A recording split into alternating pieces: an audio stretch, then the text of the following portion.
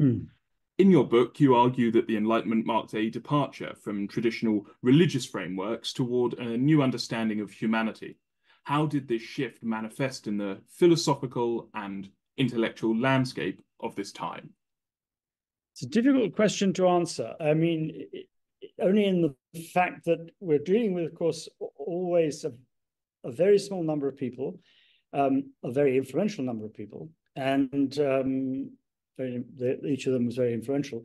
And we're dealing with a phenomenon which has always eluded clear definition. I think that's the first thing to mention, that there was a period in the 80s and 90s where there was a lot of debate about whether there was Enlightenment at all, and an insistence that the Enlightenment had a national framework and so on. Now, this, it seems to me, perfectly reasonable. I mean, people writing in English were different from those writing in Latin or from those writing in French or German and so on.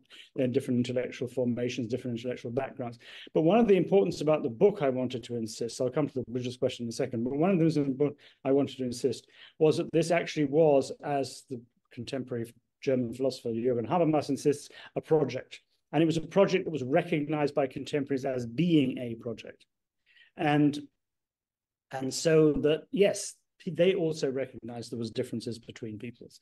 But there was no real national concern. There was no suggestion that, a David Hume, who was a good friend of Diderot and an enemy of Rousseau, so people became an enemy of Rousseau, saw himself as engaged in something entirely different.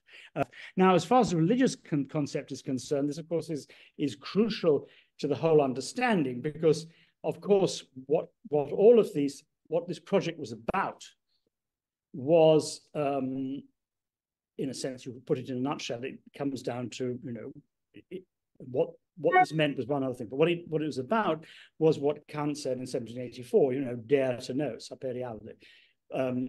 Free yourself from your self-immaturity. Mankind has to think for itself.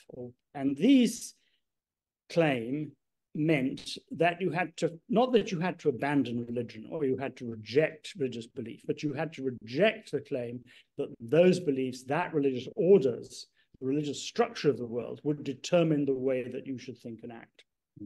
So I think that is the important claim I was trying to make. So how it's manifest in the philosophical intellectual landscape, I'm not quite sure how to answer that question. I mean, this was, I'm not sure quite what you're trying to get at, but I mean, one way of answering this question, one way of interesting answering this question would, of course, be to say that this is a multifaceted project, that it operates at very, very many different levels.